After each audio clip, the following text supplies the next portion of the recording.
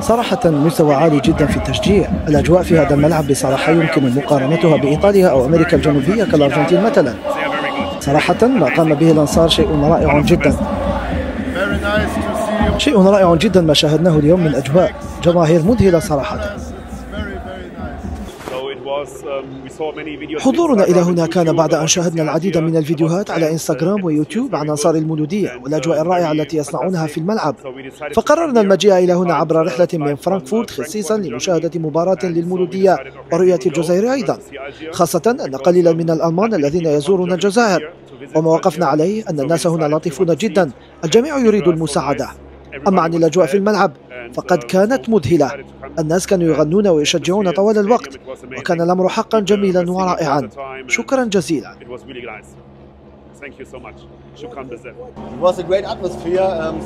كانت الأجواء رائعة حتى قبل ساعات من وصولنا بسيارة الأجرة إلى الملعب، وفي حدود الساعة 3 كان أنصار الفريق في كل مكان في الشوارع وهم بالأوشحة والرايات ويرتدون قمصان الفريق.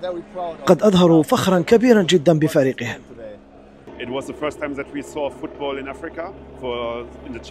إنها أول مرة نشاهد فيها مباراة لكرة القدم في إفريقيا وفي منافسة مثل رابطة الأبطال. المباراة كانت جيدة، صحيح لا نقارنها بالمستوى العالي، ليست مثل ريال مدريد ومانشستر سيتي، ولكن المستوى كان جيدا، وأتمنى لكم التتويج برابطة الأبطال.